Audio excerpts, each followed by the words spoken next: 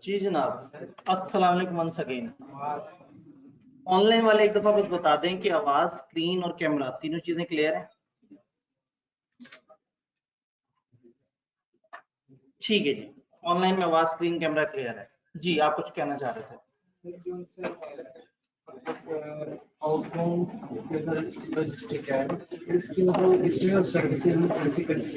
ठीक है जी, तो आपने तो मुझे वो जुमला कहने नहीं दिया कि बताएं सवाल। थोड़ा सा रिकैप करते हैं। कल हम लोगों ने सबसे पहले डिस्कशन वैल्यू पे की। वैल्यू इंक्रीज कैसे होती है? किसी भी चीज में कोई फीचर ऐड करते हैं, उसकी पैकिंग चेंज करते हैं, उसमें ब्रांड लगाते हैं, उसके अंदर कस्टमर के लिए कोई परसीव वर्थ ऐड करते हैं, कुछ ऐसा करें कि लोग उस चीज के ज्यादा पैसे देने के लिए तैयार हैं। वो 200 रुपए वाली चीज को 300 में क्यों खरीदेंगे? 300 की चीज को 500 में क्यों खरीदेंगे? क्योंकि उनकी नजर में उसका एक वर्थ होगी, एक वैल्यू होगी, वैल्यू क्रिएट करते हैं। अब एक बात हमें समझ आ गई कि कस्टमर जब भी पैसे देता है वैल्यू के देता है, तो व्हाई नॉट कि हम अपना इंटरनल एनालिसिस करें और हम देखें कि हमारे पास वैल्यू किस जगह ब्रेक हो रही है। वैल्यू चेन है जो शुरू से लेके एंड तक सीरीज ऑफ एक्टिविटीज है, उसमें वैल्यू जनरेट हो रही है। तो दो बिजनेसेस अगर आपस में compete कर रहे हैं तो एक दफा ये देखना जरूरी है कि कौन सा पॉइंट है जहां हमारी वैल्यू मिसिंग है और वो लोग वैल्यू दे रहे हैं। तो फिर आप पहले compete करते हैं प्राइमरी एक्टिविटीज में। प्राइमरी में आपके input, operations, output, marketing, sales वगैरह और ओवरऑल सर्विस, जो कि नॉर्मली आफ्टर सेल सर्विस होती है लेकिन ड्यूरिंग भी सर्विस हो सकती है। देन आपकी सेकेंडरी एक्टिविटीज होती हैं जो नॉर्मली किसी खाते में नहीं आती, लेकिन अगर प्राइमरी पे मुकाबला कंप्लीट है तो फिर सेकेंडरी में किसी एक से बाजी ले जा सकता है। आपका इंफ्रास्ट्रक्चर, आपका ऑर्गेनाइजेशन का स्ट्रक्चर, आपकी बिल्डिंग्स, आपके सेटअप्स, आपके सारा जो इक्विपमेंट्स वगैरह हैं वो। फिर हम बात करते हैं आपकी आईटी, फिर आपका ह्यूमन रिसोर्स, ओवरऑल लेवल पे आपका प्रोक्योरमेंट का सिस्टम कि आपकी बाइंग कैसी है, बाइंग से आप कितना बेनिफिट उठा रहे हैं वगैरह वगैरह। एक एक करके बात करते हैं। इनबाउंड लॉजिस्टिक्स क्लियर है? ये इनबाउंड लॉजिस्टिक्स और प्रोक्योरमेंट में फर्क होता है। प्रोक्योरमेंट इज बाइंग, परचेजिंग, और इनबाउंड लॉजिस्टिक्स इज उस परचेज की हुई चीज को अपनी फैक्ट्री तक लाने के जो मराहिल हैं वो वाले सारे। तो परचेजिंग अच्छी भी हुई हो और रास्ते में आपकी डिलीवरी अपने ऑफिस तक सही ना हुई हो तो भी काम खराब हो जाएगा। जी, जिस तरह से आप लोग कैरेज इनवर्ड की बात करते हैं ना, जिसमें आप कहते हैं कि जहां से चीज खरीदी है वहां से आपकी ऑर्गेनाइजेशन तक उसके ऊपर कितना खर्चा लगा, तो यहाँ हम बात करते हैं कि खरीदी हुई चीज आपकी ऑर्गेनाइजेशन तक डिलीवर कैसे होती है। आपने अपनी बाइंग कर ली, वो बाइंग आप तक पहुंची कैसे? आपको सप्लायर ने खुद पहुंचाई, आपकी अपनी वैन ने जाके पिक किया, आपके डोर स्टेप पे डिलीवरी हुई, या आप जो है उसे बाय करके खुद अपने पास रख के और लेके आ रहे थे, या आपको ऑनलाइन डिलीवरी हुई है? तो ये डिपेंड करता है कि आपकी जो वो है इनपुट्स हैं वो आप तक कैसे पहुंचे। जितनी अच्छी क्वालिटी इनपुट की अपने पास पहुंचाने में होगी उतना ही अच्छा मामला बनेगा।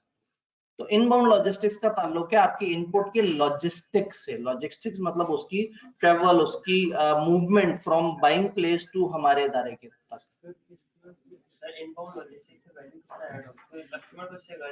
कस्टमर को इससे गर्ज ही नहीं है। देखिए, आपने इनपुट मंगवाए, रास्ते में आपका माल सही से नहीं पहुंचा, बारिश हो रही थी, वो सारी लकड़ी भीगती हुई आई, अच्छी कुर्सी तो नहीं बना सकेंगे आप। अब कस्टमर को तो एंड रिजल्ट मिल रहा है, लेकिन ये सारा एंड रिजल्ट आपके इनपुट पे भी तो डिपेंडेंट है ना। इनपुट जितना गड़बड़ हो गया होगा उतना ही आउटपुट की क्वालिटी खराब हो जाएगी, क्योंकि उसे सुखाने में टाइम लगेगा, आप टाइम पे अपना ऑर्डर डिलीवर नहीं कर सकेंगे, कस्टमर नाराज हो जाएगा। फिर एक लकड़ी जो कि अच्छी तराश खराश के बाद हुई लकड़ी है, उसको पानी अच्छा खासा मुतासर कर देता है। एक तो होता है ना वो दरख्त की छाल है और उसके ऊपर पानी गिरा तो वो इतना मसला नहीं करता, लेकिन एक बिल्कुल नफीस लकड़ी को जो स्टिक की फॉर्म में है उसको पानी से फर्क पड़ता है। आइसक्रीम जैसे हो गई जाने के लिए ये आइसक्रीम की बात इन्होंने कर दी। यस, अगर आप आइसक्रीम वो कर रहे हैं और आपका सप्लायर जो है वो आपको वो अच्छे तरीके से रेफ्रिजरेटेड तरीके से आपकी शॉप तक प्रॉपर तरीके से डिलीवर कर देता है तो आप आगे कस्टमर्स को वो कर सकेंगे। आपकी दवाइयां आप तक सही नहीं पहुंची, रास्ते में उनका कुछ मसला हो गया, गर्मी हो गई या कुछ और इस तरह से करके, तो आपकी जो इनबाउंड लॉजिस्टिक्स है वो भी बड़ा इंपॉर्टेंट है। इनबाउंड लॉजिस्टिक्स और प्रोक्योरमेंट का फर्क समझ आ रहा है जी? इनबाउंड लॉजिस्टिक्स में आपका क्या सवाल है? ठीक है,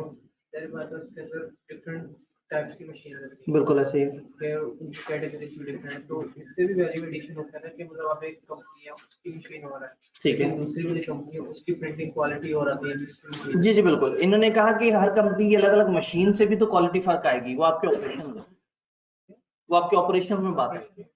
इस वक्त हम बात कर रहे हैं आपकी परचेजेस आप तक कैसे पहुंची, देन ऑपरेशंस, आपने उसके ऊपर एक्टिविटीज किस तरह की परफॉर्म की और आपका तरीका क्या था, आपकी रेसिपी क्या थी, आपका मेकिंग का प्रोसेस क्या था, आपको कितने अच्छे तरीके से बनानी आती थी चीज, ऑपरेशंस क्लियर है।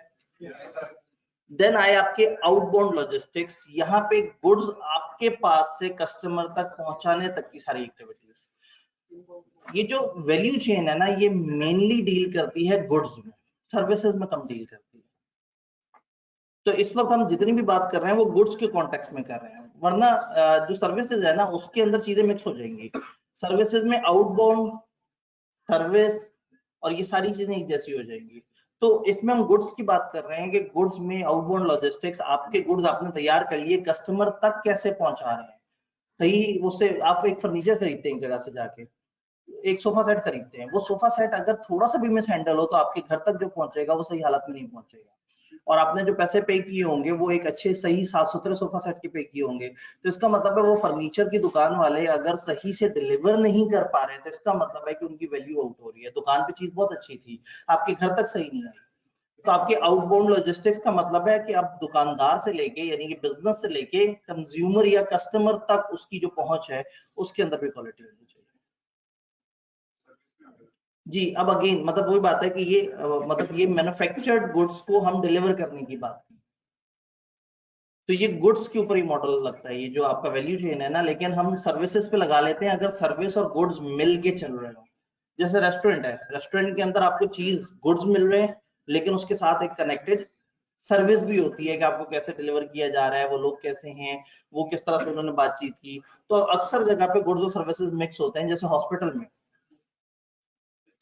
आप दवाइयां ले रहे होते हैं, आप इक्विपमेंट ले रहे होते हैं, आप वो रूम पर नाइट परचेज कर रहे होते हैं जिसमें आप ठहर रहे हैं, आप ऑपरेशन थिएटर के पैसे दे रहे होते हैं, आप ऑपरेशन के पैसे दे रहे होते हैं, लेकिन अल्टीमेटली आपको mixing of goods and services मिल रही है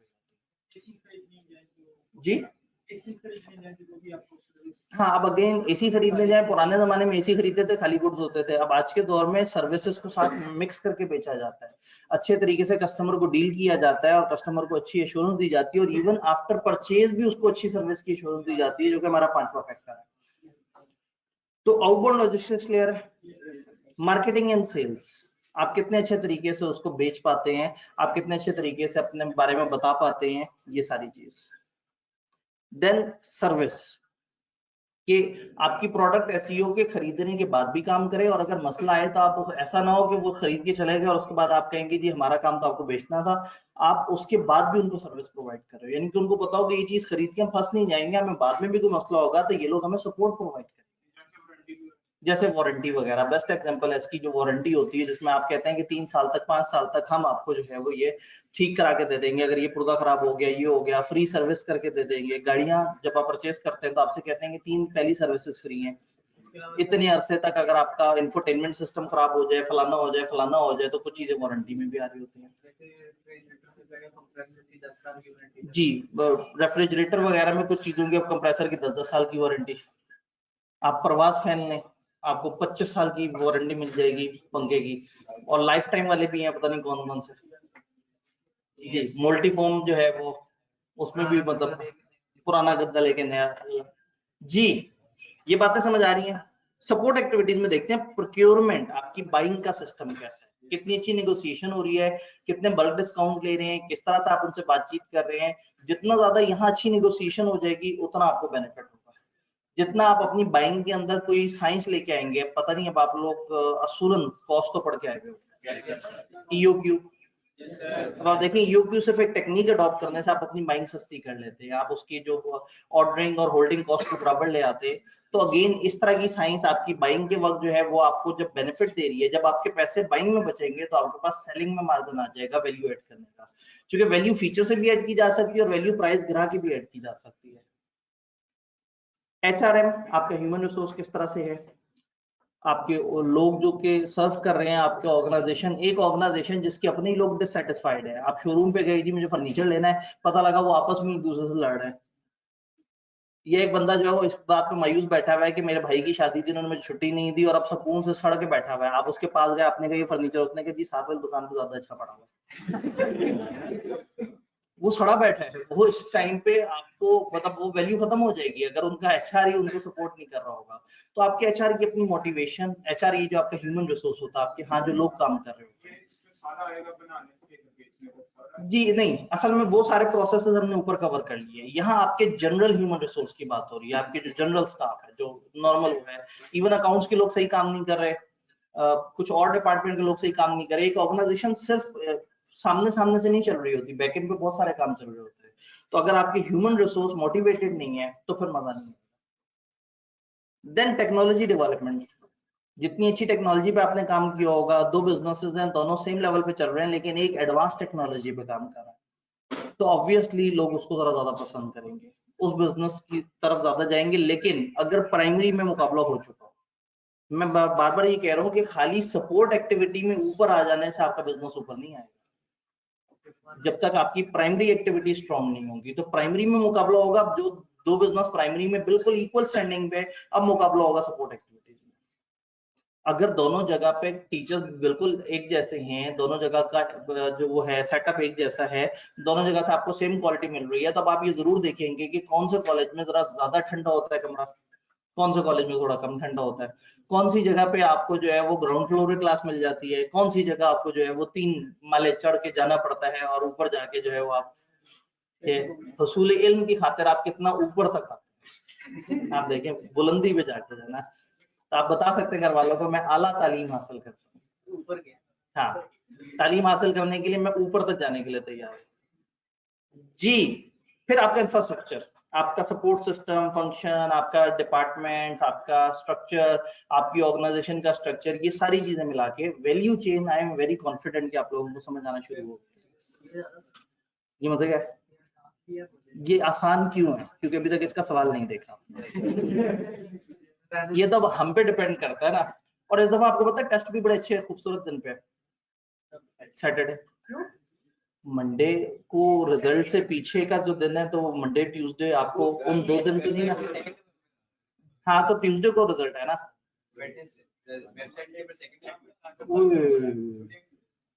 चले इतना तो आप थोड़ा सा इसको आगे पीछे कर ले, इसको ट्यूसडे पे काउंट कर ले अपने तौर पर। मैं कहा इतना तो आप थोड़ी बहुत उसकी लोकल एडजस्टमेंट कर लें, इसको आप ट्यूसडे पे काउंट करें, वेडनेसडे पे काउंट ना, इतना तो हम कर सकते हैं। मैं वो खबर दे रहा हूँ जो आपके उस पे छपी हुई थी, एडमिट कार्ड। अरे आपकी खबरें पक्की होती हैं। मैंने आपको आपके कागज वाली खबर बता रहा हूँ, हो सकता है गलत हो, मैं क्यों आपको माइंड बना दूं, लेकिन वेडनेसडे थोड़ा ज्यादा आगे हो जाता है। ट्यूसडे को मैक्सिमम डेडलाइन रखनी चाहिए ज्यादा से ज्यादा, एकदम ही जी एकदम आ जाए ज्यादा बेहतर है, पता ही लगता ना, टेंशन ली होती है, एकदम से रिजल्ट आ जाता, बंदा देखता है ठीक है चलो भाई। रिजल्ट देखा, अपने दोस्त को कॉल की, तेरा भी यही रिजल्ट है, उसने कहा अब टेंशन ही खत्म, जब दोस्त भी डूब गए अब तो टेंशन ही खत्म हो गई। वालिदैन का क्या, उनको तो झूठ बोल देंगे, वालिदैन से झूठ मत बोला करें, यकीन माने एक दफा झूठ बोल के 6 महीने तकलीफ में रहते हैं आप, और वो उनको पता लग गया तो सारी जिंदगी तकलीफ में रहेंगे। एक सच बोलते हैं, काश दामन वक्त में गुंजाइश होती तो हम थोड़ा सा इस पे बात करते।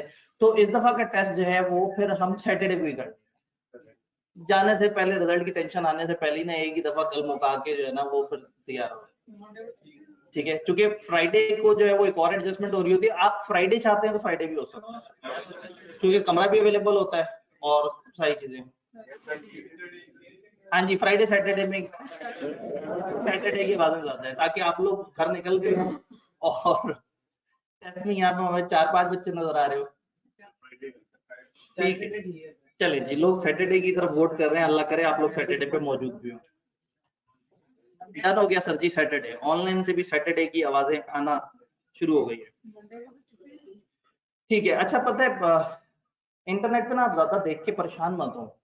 लोग क्या करते हैं, इस वक्त छुट्टियां छोड़ना शुरू कर देते हैं कि रिजल्ट अभी दोपहर आ जाएगा, अभी शाम में आ जाएगा, अभी इस तरह से होगा। आईकेप पहले मैं आपको बताता हूँ, आज से 2 साल पहले आईकेप का रिजल्ट आता था मिड नवंबर में और मिड मई में। फिर आईकेप ने अपने प्रोसेसेस इंप्रूव किए और इन्होंने क्या किया कि अपने तौर पे तैयारी करके बैठ जाते थे और अपने प्रोसेस को फास्ट किया होता था, लेकिन बच्चों की एक्सपेक्टेशन ना डेवलप हो जाए इसलिए पहले की डेट नहीं देते थे। लेकिन जब ये कहते थे कि 13-14 को रिजल्ट आ जाएगा, तो ऑन एवरेज 1 हफ्ता पीछे ये इस पोजीशन में आ गए थे और अचानक से 1 हफ्ता पीछे रिजल्ट दे देते थे। फिर इन्होंने एक आध सेशन पीछे जो रिजल्ट की तारीख है वो 7, 8, 9 के आसपास देना शुरू कर दी, और उस वक्त इनका प्रोसेस फास्ट होता था और ये तकरीबन 2-3, 1-2 को रिजल्ट दे देते थे। इस दफा आईकेप ने पहले से ही आपको अर्ली डेट अनाउंस की है, तो ये एक्सपेक्टेशन थोड़ी सी गलत होगी कि आईकेप तो हर दफा 1 हफ्ता पहले रिजल्ट दे देता है, तो इस दफा आईकेप ने अनाउंसमेंट ही सही एस्टिमेटेड टाइम की दी है, तो इसलिए बहुत ज्यादा उसको जल्दी की तरफ जो है वो लाने का वो ना करें या ना सोचें। तो फेसबुक पे तो लोग सिर्फ तकलीफ देने के लिए आए हुए होते हैं, वो कहते हैं कि रिजल्ट वाले वीक में तो चलो बच्चे ने नहीं पढ़ना, रिजल्ट से पिछले वीक भी क्यों पढ़ रहा है। तो ऐसी तमाम चीजों को आपने इग्नोर कर देना है जब तक आपको आईकेप की अपनी ऑफिशियल वेबसाइट पे या आईकेप के अपने फेसबुक पेज पे icap.ca स्टूडेंट्स या icap.ca, इन 2 फेसबुक के पेजेस और आईकेप की ऑफिशियल वेबसाइट, अगर इन 3 में से किसी जगह आपको खबर नहीं मिली तो बाकी सारे क्या है, रॉन्ग नंबर। ठीक है, बाकी सब सिर्फ अपने अपने ग्रुपों को चला रहे होते हैं, सनसनीखेज खबरें फैला रहे होते हैं, लोगों को ज्यादा ट्रैक कर रहे होते हैं, तो वो आपने उनके झांसे में नहीं आना, इधर से होते हैं। तो आईकेप ने पहले यकम बताई हुई थी और अब आप लोग कह रहे हैं कि वहां पे 2 लिखा हुआ है। वो डॉक्यूमेंट है जिसमें 2 साल का एक एस्टिमेट दिया होता है उन्होंने, 2 साल का रफ वो दिया होता है। तो आपके एडमिट कार्ड पे लिखी हुई तारीख मुझे थोड़ी ज्यादा मोतबर लग रही है। और अगेन वही बात है कि मतलब ऐसी कोई बात नहीं है कि मैं अंदर की खबर दे रहा हूँ, आपके कार्ड पे जो लिखा था मैं आपको वही बता रहा हूँ कि कार्ड पे यकम लिखा था जो मुझे याद है। ठीक है जी, वापस इधर आते हैं। तो यकम से पहले टेंशन में मत आए और इतना आगे का मत सोचें। कॉलेज आपको मंडे ट्यूसडे जो है वो, कॉलेज से मुराद ये वाली क्लास मंडे ट्यूसडे, रिजल्ट से पिछला दिन और रिजल्ट वाला दिन, ये 2 दिन थोड़े से तकलीफ दे होते हैं, ऑल्दो रिजल्ट से अगला दिन भी तकलीफ दे होते हैं, लेकिन फिर हमारे पल्ले बचेगा कुछ नहीं। तो उस वीक में, जिस वीक में रिजल्ट आना है, हमारे पास हमारी 2 क्लासें माइनस हो जाएंगी, तो 2 क्लासें करके फिर हम सैटरडे पे या फ्राइडे पे क्लास कर रहे होंगे ताकि हम अपने कुछ वो तो पूरे कर सकें नंबर्स। वैल्यू चेन क्लियर है, सबको समझ आ रही है? वैल्यू चेन, स्ट्रेटेजी, वैल्यू, इन सारी चीजों का आपस में कनेक्शन क्या,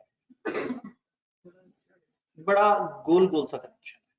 आप में से कुछ लोग जज्बाती होते हैं, वो पहले से देख लेते हैं कि किताब पे एक डायग्राम बनी हुई है, उसे पढ़ने की कोशिश करते हैं। तो जिन्होंने ये डायग्राम देखी, इसको पढ़ा और गोल गोल घूमते रह गए, क्योंकि ये डायग्राम सिर्फ एक सिंपल सी बात बता रही है। आपकी स्ट्रेटेजी क्या है? आपने वैल्यू क्रिएट करनी है कस्टमर्स के लिए। कस्टमर्स को जब वैल्यू क्रिएट होगी तो कंपनी अच्छा कमाएगी, अच्छा कमाएगी तो अच्छी अर्निंग और डिविडेंड देगी लोगों को, जिससे क्या होगा, आपके शेयर होल्डर्स को भी वैल्यू मिलेगी, उनके पास पैसे आएंगे, वो ऐसी कंपनी में इन्वेस्ट करना चाहेंगे जो कंपनी ज्यादा बेहतर रिटर्न देती है। तो कंपनी को फ्यूचर के लिए वैल्यू मिल जाएगी, कंपनी में अच्छी इन्वेस्टमेंट्स आ गई। जब कंपनी के पास पैसे आएंगे तो कंपनी रिसोर्सेज इन करेगी अपने बिजनेस में और कंपनी दोबारा से वैल्यू क्रिएट करके दे देगी। यानी गोल गोल चलता रहेगा।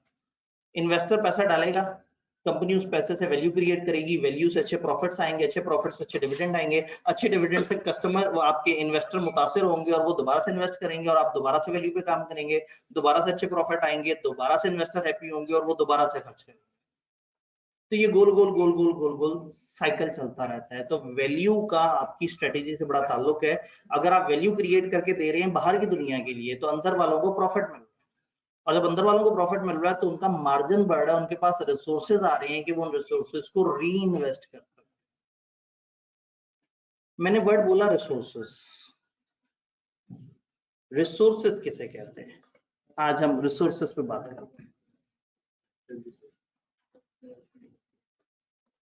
एक इदारे के रिसोर्सेज, मुझे आप लोगों ने कोई से 15 रिसोर्सेज के नाम बताए। मॉनेटरी रिसोर्सेज, रुपया पैसा, वो वाले रिसोर्सेज। ऑनलाइन वाले आप लोगों ने भी साथ साथ बताना है जी। लैंड, बिल्डिंग, सब्सिडरी कंपनीज, आपके एम्प्लॉइज, आपकी गुडविल, रॉ मटेरियल, आपकी रेपुटेशन गुडविल में आ गया, आपके आईटी के रिसोर्सेस, आपके व्हीकल्स वगैरह, आपका department, infrastructure, investment, teachers, assets. Online में जवाब आए जी। प्रोफेशनल्स, अपने कॉलेज की रिसोर्सेज सोच लें। चले हम अपने कॉलेज की हद तक सोचते हैं। ये जिन कुर्सियों पे बैठे हैं ये रिसोर्सेज नहीं है, ये जो एसी लगे हुए हैं ये रिसोर्सेज नहीं है, ये जो टेक्नोलॉजी का सिस्टम चल रहा है ये रिसोर्स नहीं है, ये जो जी आप भी तो रिसोर्स है, ये जो टीचर खड़ा नजर आ रहा है ये भी तो रिसोर्स है, ये जो मेरे पास कलम है जिससे मैं लिख पाता हूँ सामने स्क्रीन पे ये भी तो रिसोर्स है, ये जो किताबें आपके हाथ में मौजूद हैं जो पढ़ने में मदद दे रही हैं ये भी तो रिसोर्सेज है, ये जो इनके सारे स्टाफ है ये भी तो रिसोर्सेज है। आईटी का स्टाफ हो, चाहे वो फ्रंट ऑफिस का स्टाफ हो, चाहे एडमिन का स्टाफ हो, चाहे इवन बाहर सिक्योरिटी गार्ड है वो भी तो रिसोर्स है, जो बाहर जनरेटर लगा है वो भी तो रिसोर्स है। नहीं, कस्टमर्स को तो रिसोर्सेज से हम चीजें प्रोवाइड करेंगे, लेकिन कस्टमर नहीं, एक बहुत पुरानी कस्टमर बेस रिसोर्स है। आपके इदारे का बड़ा पुराना नाम और लोग आपका नाम ले लेके लोगों से कहते हैं यार इधर जाना। जब भी किसी पुराने सीए के स्टूडेंट को कोई बच्चा मिलता है और वो कहता है जी मैं सीए करने का इरादा रखता हूँ, पहले तो वो उसे रोकने की भरपूर कोशिश करता है।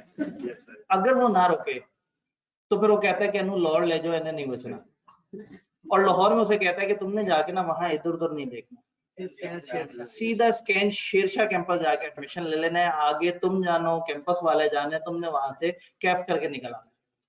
तो ये जो वर्ड ऑफ माउथ है, ये जो लॉन्ग आपकी पुरानी बेस बनी हुई होती है, जो बहुत ज्यादा सेटिस्फाइड लोगों की बेस होती है, ये भी कभी कभी हम इसको रिसोर्स काउंट करते हैं, ये आपकी तकरीबन गुडविल में काउंट हो रही होती है। और ये सारे रिसोर्सेज आप बता रहे हैं फिजिकल, रिसर्च एंड डेवलपमेंट। एक इदारे के अच्छे बने हुए टेस्ट, आप अगर गौर से देखें तो चैप्टर 7 के अंदर से 3 दफा 3 मुख्तलिफ तरह के टेस्ट आपने देखे हैं, क्या ये रिसोर्सेज नहीं है? एक स्टूडेंट को कामयाबी के लिए जो चीजें चाहिए वो सारा मसाला, वो सारे भी तो रिसोर्सेज हैं। तो अच्छे बने हुए टेस्ट, अच्छा रिसर्च एंड डेवलपमेंट डिपार्टमेंट, अच्छा क्वालिटी एश्योरेंस का डिपार्टमेंट, इंटेलेक्चुअल वर्क, लाइब्रेरीज, आपको जो गाइडेंसेस प्रोवाइड की जाती हैं बीच में, ये जो फेसबुक पे भरोसा ना करने वाली बातें, और ये भी तो रिसोर्सेज हैं जो आपको प्रोवाइड किए जा रहे हैं। Sir campus insight, yes campus insight एक रिसोर्स है, ठीक है। आपकी अच्छी ऐप बनी हुई हो, मतलब ये आज क्या ना खतरनाक है क्योंकि कल ही ऐप के कुछ मसले मसाइल चल रहे थे। ये जो वेबिनार है, वेबिनार का लाइसेंस, ये भी एक रिसोर्स है। ये क्लासेस किस तरह से कंडक्ट हो रही हैं, किस तरह से अपलोड हो रही हैं। तो अगेन एक इदारे को बहुत सारे रिसोर्सेज चाहिए होते हैं अच्छा काम करने के लिए। सारे एसेट्स की बात, जिसके पास अगर गौर से देखें तो भाई ने एक बात कर दी कि तकरीबन एसेट्स की बात हो रही है, और इन एसेट्स में एक एसेट जो नजर नहीं आता वो होता है know how of the institute. इदारे का अपना नॉलेज बेस क्या है। एक ऐसा इदारा जो कि बड़े अरसे से फील्ड में मौजूद है, उसके पास ऐसी बात होती है, वो इतनी चीजों को गहराई में जानता है कि वो ऑटोमेटिकली एक बहुत ज्यादा रिसोर्स बन जाता है। फॉर एग्जाम्पल एक टीचर 15 साल से पढ़ा रहा हो, ठीक है, तो अब आप कहेंगे कि सर ये वाले टॉपिक में मुझे डिफिकल्टी आ रही होगी, यार ये वाला टॉपिक ना पिछले 30 साल में कोई 3 दफा आया है, 2 दफा ये वाली चीज आई थी, 1 दफा ये वाली चीज आई थी, इसमें से रट्टे वाला सवाल का बनता है, अच्छा इसको इस तरह से कर लेना, यूं करके कर लो, तुम्हारा कवर हो जाएगा। अब चूंकि उसके पास एक क्यूमुलेटिव एक्सपीरियंस होगा, 15 साल से वो पढ़ा रहा होगा, उससे पीछे की उसने रिसर्च की हुई होगी, तो ऑब्वियसली वो जो कलेक्टिव नॉलेज बेस है वो बड़ी इंपॉर्टेंट है। किसी इदारे को अगर ये पता हो कि इस दफा कितने बच्चे कैफ में अपीयर हो रहे हैं, उसे अगर ये पता हो कि लाहौर में इस वक्त पीआरसी का कितना बच्चा है जिसने कैफ के पहले 3 पेपर्स में आना है, अगर इदारे को ये पता हो कि इस दफा कौन से पेपर्स पे फ्लो आना है, साइकिल किस तरह से चलेगा, जैसे पिछले सेशन में साइकिल जो है वो पहले 3 पेपर्स का चल रहा था। पहले 3 पेपर से मुराद है हम कैप 3 को साइड पे कर देते हैं, FR1, टैक्स और बीलॉग। फिर बीलॉग आपको समझना होगा कि वो टूट जाता है, आधा फास्ट ट्रैक में चला जाता है और आधा रेगुलर सेशन के साथ आ जाता है। फिर जब अगला सेशन आएगा तो कॉलेज मस्ट प्लान कि उनके पास अपने जो टीचर्स हैं उनके कौन से सब्जेक्ट में डबल बैचेस होने चाहिए। तो इस दफा कॉस्ट सबसे ज्यादा हॉट होना था, क्योंकि ग्रुप ए में से जो बच गया था वो ज्यादातर कॉस्ट था। अगर किसी के 2 भी बचे थे तो उनमें से एक कॉस्ट था और किसी का एक सिंगल बचा था वो भी कॉस्ट था। तो कॉस्ट के इसलिए कॉलेज ने फिर 2 बैचेस प्लान किए, दोनों बैचेस में। तो अगेन ये जो आपका नॉलेज है ये भी तो एक बहुत बड़ा एसेट है जो आपको हेल्प करता है। इतने सारे रिसोर्सेज, इतनी सारी चीजें आपको बताई, और ये मेरी स्क्रीन अचानक से डिम हुई, ये मुझे इशारा दे रही है कि बैटरी डाउन हो सकती है। हमारे पास जी जरूर, thank you.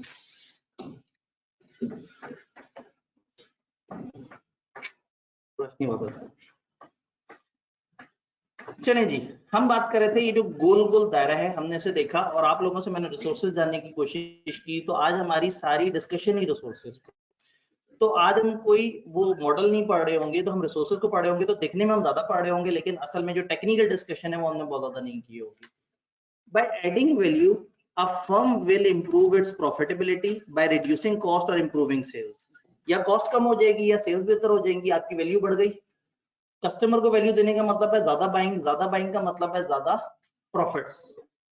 Customer would also get a better quality product और अ लोअर सेलिंग प्राइस। या तो उसको ज्यादा अच्छी प्रोडक्ट मिल रही है, डिफरेंशिएशन, या उसको लो प्राइस पे चीज मिल रही है। याद है हमने कहा था प्राइस लीडरशिप, ये दो ही स्ट्रेटेजीज हैं, या तो डिफरेंशिएशन की तरफ चले जाएं या प्राइस पे खेल जाएं। The benefit can be reinvested to create more competitive advantage in the future।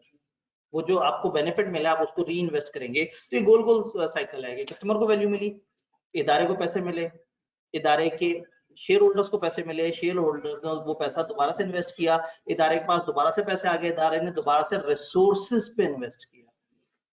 Resources पे इन्वेस्ट करने से वैल्यू बढ़ गई, वैल्यू बढ़ गई तो फिर से प्रॉफिट, और ये गोल गोल गोल गोल घूमता रहेगा जी।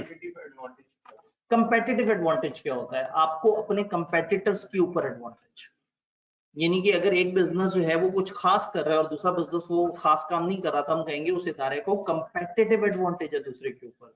कभी कभी ये एक अच्छी लोकेशन होती है, फॉर एग्जांपल मोटरवे पे खास जगह पे पेट्रोल पंप, और आपके कंपेटिटर का थोड़ा सा दूर फासले पे है। मोटरवे पे जितने भी बड़े डिस्टेंसेज हैं, सेंटर में पेट्रोल पंप बनाने का बड़ा फायदा है, या बिल्कुल स्टार्ट होने से पहले बनाने का फायदा है, या बिल्कुल एंड होने पे फायदा है। तो अगर आपने मोटरवे स्टार्ट हुई और 100 किलोमीटर के बाद अपना पेट्रोल पंप बनाया हुआ है, तो शायद वो इतना ज्यादा कंपेटिटिव एडवांटेज नहीं देगा जितना 250 किलोमीटर बाद आया हुआ एक, या 200 किलोमीटर बाद आया हुआ पेट्रोल पंप। लोकेशन अगर आप लोग थोड़ा सा जानते हो तो मुल्तान की तरफ पहले नेशनल हाईवे से जाता था ज्यादा, मोटरवे के बहुत ज्यादा पीसेस मिसिंग थे और वो उतनी कंप्लीट नहीं हुई थी। तो नेशनल हाईवे पे एन साहिवाल के करीब एक मैकडॉनल्ड्स था, ठीक है। अभी मैं था इसलिए कह रहा हूँ कि जिस जमाने में वहां पे ट्रैवलिंग ज्यादा थी, वो ऐसी स्ट्रेटेजिक जगह पे उन्होंने बनाया हुआ है कि हर बंदा जो सफर कर रहा है वो सोचता है कि चलो यहाँ रुक के और कुछ नहीं तो चलो आइसक्रीम खा ले, चलो कोई चाय पी लेते हैं, चलो कोई कॉफी। मतलब मैंने उस रेस्टोरेंट में जब भी आते हुए जाते हुए किसी भी टाइम पे अगर वहां गाड़ी पार्क की है तो मुझे कम से कम 17 गाड़ियां वहां लगी नजर आई। एक दफा रात 2 बजे वहां से गुजरना हुआ, मेरा ख्याल था कि वहां मुश्किल से एक गाड़ी होगी, उस वक्त वहां पे 7-8 गाड़ियां थी, क्योंकि लोकेशन, अब उनकी लोकेशन ने उनको कंपेटिटिव एडवांटेज दे दिया। उससे थोड़ा सा पहले और थोड़ा सा बाद वाले जो वो रेस्टोरेंट है वो उस तरह से नहीं चल रहे। तो कभी कभी आपकी लोकेशन आपको बहुत बड़ा एज दे देती है। और क्या क्या चीजें जो आपको कंपेटिटिव एडवांटेज दे सकती है? आपकी बहुत ही प्रीमियम क्वालिटी किसी खास चीज की। जी ऑनलाइन वालों, वो क्या चीज है जो आपको कंपेटिटिव एज दे सकती है? आपकी अच्छी मार्केटिंग टैक्टिक्स आपको कई दफा बड़ा कंपेटिटिव एज दे देती है। आपकी टेक्नोलॉजी कंपेटिटिव एज दे सकती है। आपकी क्रेडिबिलिटी, आपका ब्रांड, आप कस्टमर को अच्छा रिस्पॉन्स करते हैं, ये वाला फीचर। आपकी सर्विसेज, आपका रिसर्च डिपार्टमेंट, आप सही वक्त पे सही स्ट्रेटेजी चूज कर रहे हैं, और चले मैं बोलने की कोशिश करता हूँ, पर आपने बताना है कि कंपेटिटिव एडवांटेज हमें कहाँ से मिला। कई दफा एक अच्छी बिल्डिंग एडवांटेज दे देती है, कई दफा वक्त पे पैसे की अवेलेबिलिटी एडवांटेज दे देती है, अच्छा इंफ्रास्ट्रक्चर एडवांटेज दे देता है, अच्छा सॉफ्टवेयर एडवांटेज दे देता है। तो ये सारे हैं ही तो रिसोर्सेस। तो टेक्निकली आपको कंपेटिटिव एडवांटेज आपके रिसोर्सेस दे देते हैं। तो कुछ ऐसे यूनिक रिसोर्सेज होते हैं जो आपको बाकियों से बहुत मुनफरिद कर देते हैं, बहुत आगे देते हैं। तो कंपेटिटिव एडवांटेज समझ आया। तो अगर हम कॉलेजेस में बात करें तो कोई कॉलेज इस चीज पे एज ले जाएगा, वो कहेगा जी हमारे पास फलाना सब्जेक्ट का सबसे अच्छा टीचर है। कोई इस चीज पे एज ले जाएगा, वो कहेगा हम लोग जिस तरह का एमएस ऑफिस का कोर्स कराते हैं उस तरह का कोई नहीं कराता। कोई इस चीज पे एज ले जाएगा कि हाँ भाई जिस मर्जी के पास जाओ, लाइसेंस तो हमें मिला है कोर्स कराने का। तो पूरे कराची में एक अगर कॉलेज को लाइसेंस मिला हो तो उसको तो अपने पूरे शहर में कंपेटिटिव एडवांटेज मिल गया कि जिस मर्जी इदारे में बच्चा पढ़ रहा होगा वो कोर्स करने के लिए, हैंड्स ऑन कोर्सेज करने के लिए उस इदारे की तरफ जाएगा। तो ये सारे आपके कंपेटिटिव एडवांटेज होते हैं, ये आपको जो बेनिफिट्स मिले होते हैं। तो हम ये कह रहे हैं कि यहाँ पे आपको ज्यादा कंपेटिटिव एडवांटेज मिल जाएगा जब आप बेनिफिट री इन्वेस्ट कर रहे होगे अपने रिसोर्सेज। रिसोर्सेज के ऊपर हम बात करने लगे थे। रिसोर्सेज, रिसोर्सेज की कुछ शक्ल, दरमियान में कुछ अजीब अजीब सी बातें भी हैं, तो ऐसा ना हो कि आप घबरा जाए। एक छोटी सी लिस्ट रिसोर्सेज की, आपके ह्यूमन रिसोर्सेज। अब इन्होंने क्या किया कि हम ये देखेंगे एक इदारा अच्छी वैल्यू प्रोवाइड करेगा या नहीं करेगा, तो हम उस इदारे का रिसोर्स ऑडिट करें। रिसोर्स ऑडिट का मतलब है कि हम कुछ सवाल पूछें उसके रिसोर्सेज के बारे में। फॉर एग्जांपल एचआर के बारे में, size and composition of workforce क्या है।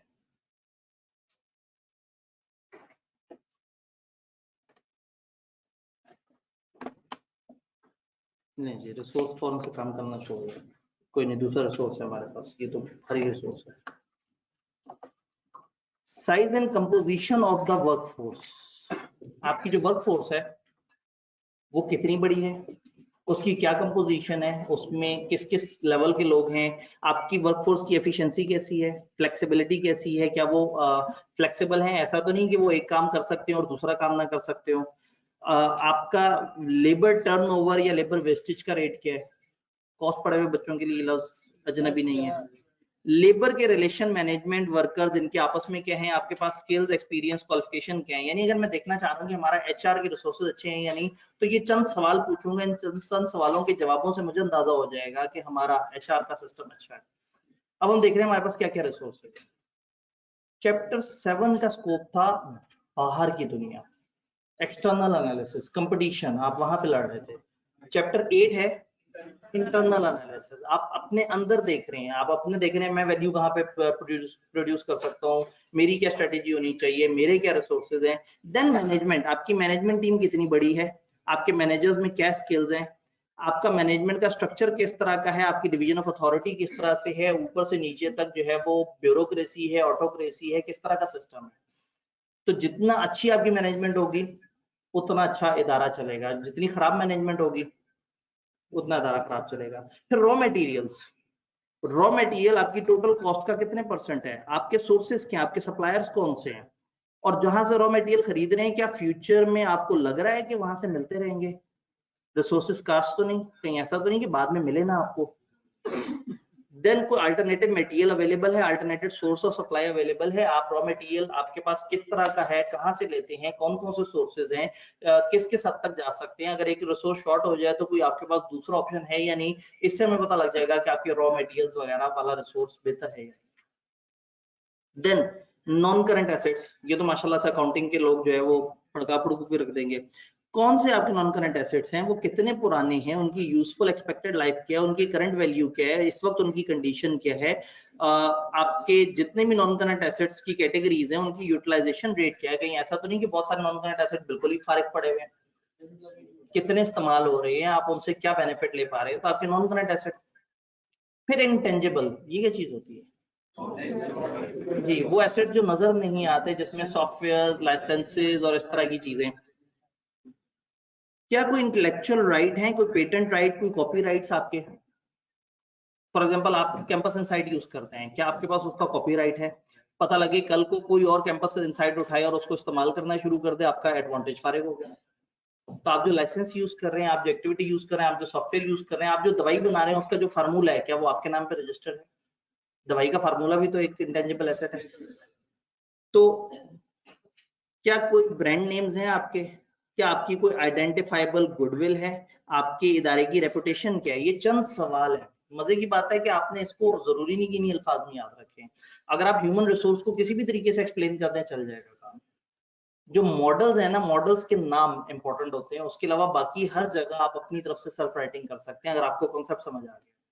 तो ये जस्ट जेनेरिक सवाल है जो आपने देख के अंदाजा लगाना है कि रिसोर्सेज हैं क्या। फाइनेंशियल रिसोर्सेज, आपका कैपिटल कितना है, आपके सोर्सेज ऑफ कैपिटल क्या है, आपका कैश फ्लो क्या एंटिटी का, आपको लिक्विडिटी कहाँ से मिलती है, आपका कैश फ्लो किस तरह से चलता है, ये सारी चीजें।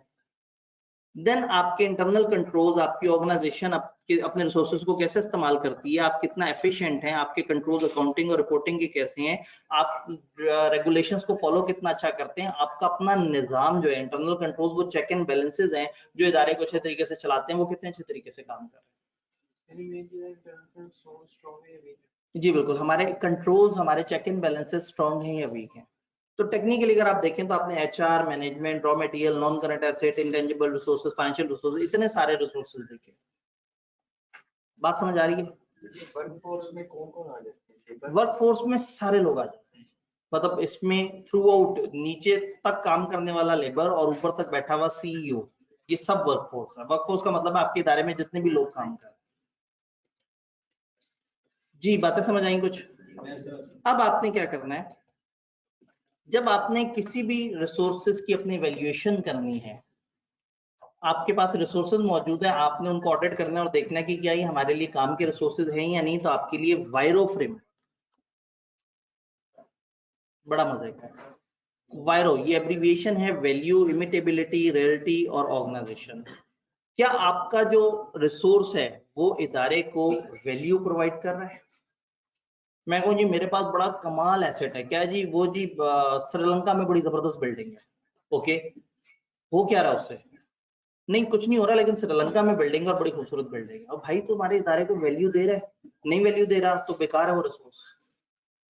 हाँ वैल्यू इन टर्म्स ये हो सकता है जी हमने इसको रखा हुआ है और ये आगे जाके महंगा हो जाएगा, हम बेच देंगे, पता लगा जी श्रीलंका में जो है वो अगले 5 साल तक जो है वो प्राइसेस वहीं पे स्टेबल है। तो कहने का मतलब है कि क्या आपके जो रिसोर्सेज हैं वो आपको वैल्यू प्रोवाइड कर रहे हैं? आप कहें जी रिसोर्स तो बड़े आला है हमारे पास जी एक ऐसा तूफानी टीचर है जो आईटी बड़ा जबरदस्त पढ़ा सकता है। अच्छा जी क्या आईटी का सब्जेक्ट है सीएमए? नहीं वो तो नहीं है, लेकिन जब भी आएगा ना हमारे पास रिसोर्स बड़ा तगड़ा है उसके लिए, वो आईटी बड़ी तूफानी पढ़ा सकता है। तो हम कहेंगे भाई फिर उस रिसोर्स को आप एमएस ऑफिस में तो अच्छा रिसोर्स काउंट कर सकते हैं, लेकिन आईटी के अच्छे रिसोर्स में मत काउंट करें, क्योंकि वो आपके इदारे को वैल्यू प्रोवाइड नहीं कर सकेगा। तो अच्छा रिसोर्स किसे कहेंगे? जो वैल्यू प्रोवाइड करे। अब अगेन ये इदारे की एस्टिमेट पे डिपेंड करता है। स्ट्रेटेजीज में कई दफा हम फ्यूचर में वैल्यू प्रोवाइड करने वाले एक रिसोर्स को भी एक्वायर करके रख लेते हैं, लेकिन उसके लिए आपकी कॉर्पोरेट नॉलेज बड़ी जरूरी है कि आपको कंफर्म यकीन हो कि फ्यूचर में वो चीज डेवलप होने लगी है।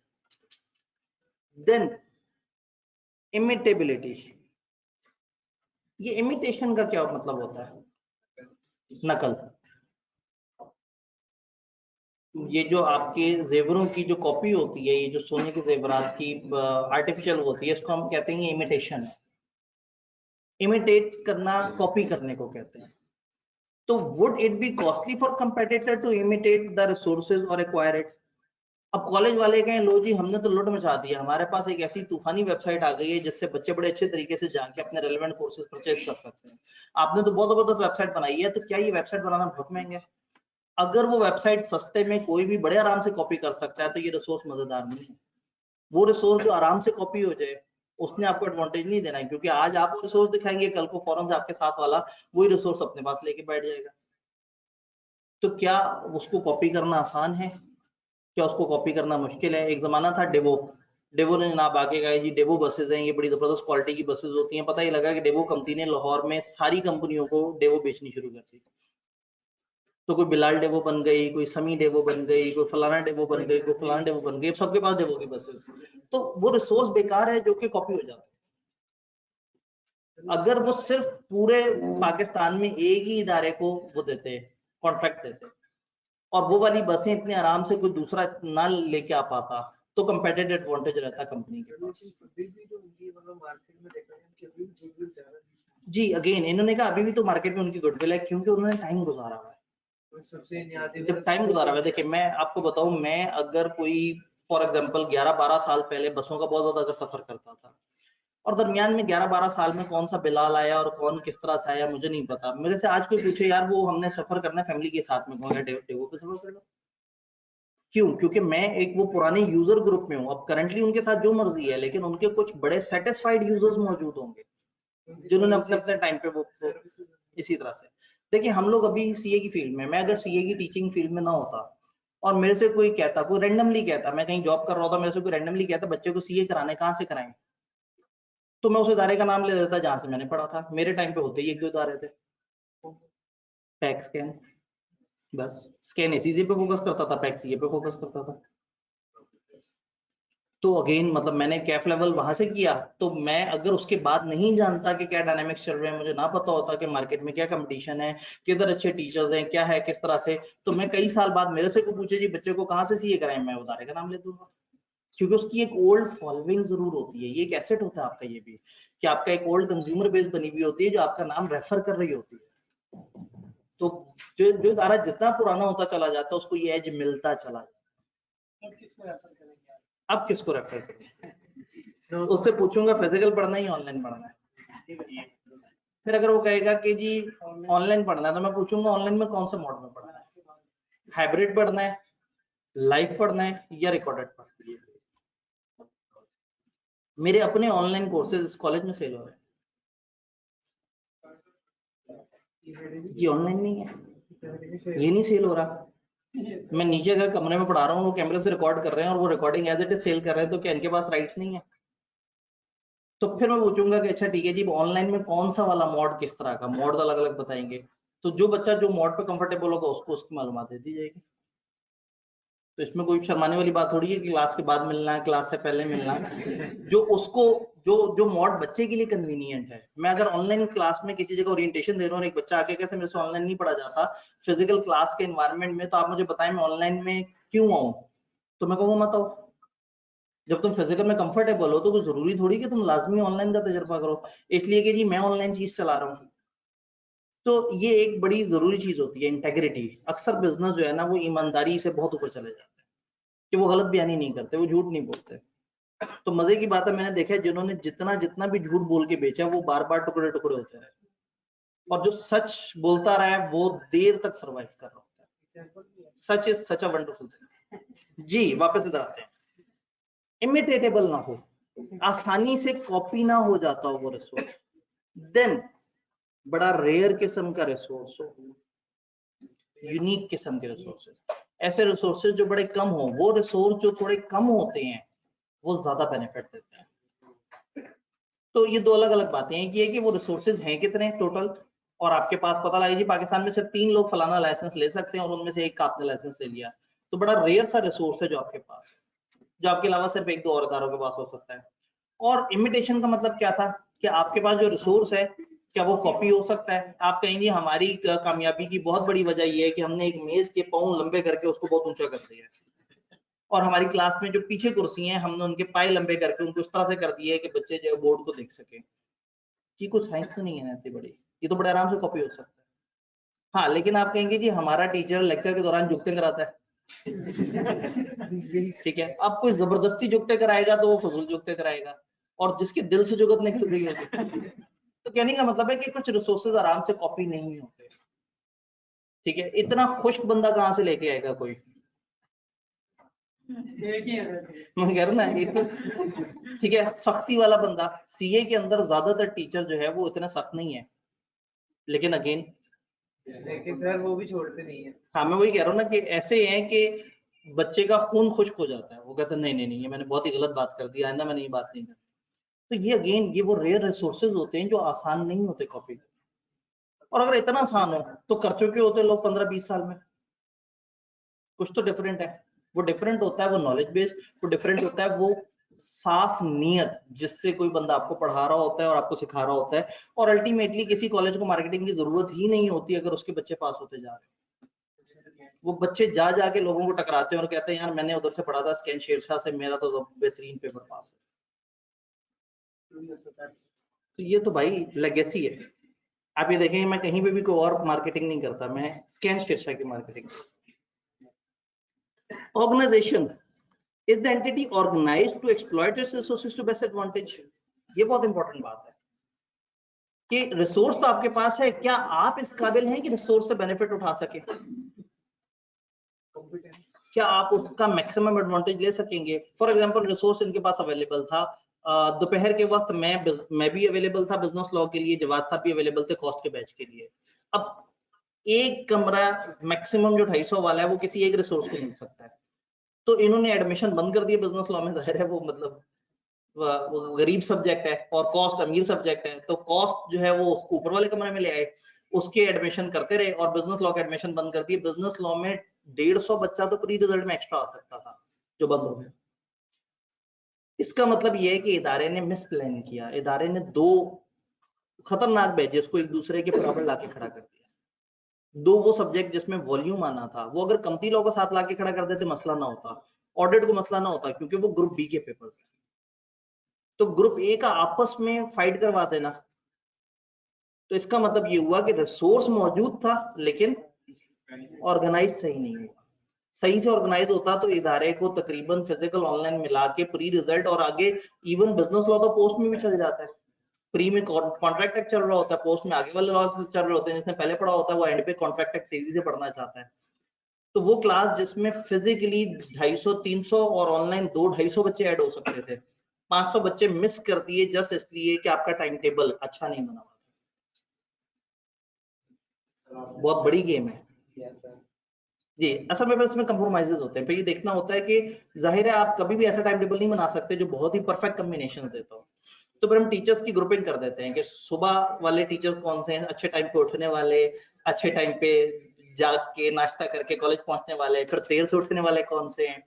तो टाइम टेबल इस दफा इस तरह से बनाया था कि पहले 3 क्लासेस जो है वो जवाद साहब की गुजर जाएं, फिर 3 क्लासेस जो है वो मेरी गुजरें, और फिर उसके बाद हमारा आपस में पैरेलल होना शुरू हो जाए। कम से कम 6 बैचेस आपस में क्लैश के बगैर हो। कॉस्ट अकाउंटिंग का वो जो दूसरा बैच है वो उसकी वजह से वो थोड़ा सा क्लैश बढ़ गया, अदरवाइज इस दफा सिर्फ एक सब्जेक्ट का क्लैश रखा था।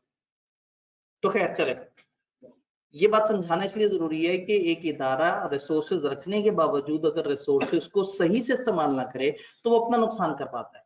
रिसोर्स मौजूद है, पढ़ाने को तैयार है, वो पढ़ाना चाह रहा है, उसने पढ़ाने और चले जाना है, इदारे ने एक अच्छा आने वाला रेवेन्यू मिस कर दिया। और हमारे यहाँ तो वो सिस्टम भी नहीं है कि जितने बच्चे होंगे टीचर को शेयर देना पड़ेगा। टीचर तो मासूम से हैं, सैलरियां लेते हैं चले जाते हैं, सीधे सीधे भोले भाले टीचर हैं आपके इदारे में। अच्छा जी, तो ये बातें आपको समझ आ गई। बस फिर आखिरी चीज उसकी कॉर्पोरेट नॉलेज वाली बात देख लें।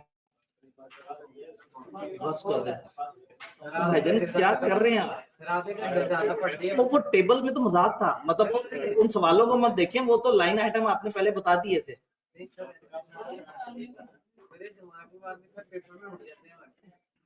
जल्दी खत्म कैसे करते हैं लेक्चर? 8 मिनट रहते हैं इस घड़ी के मुताबिक। सर आगे पीछे 10 मिनट ऊपर जाते हैं वो उसकी कंपनसेशन।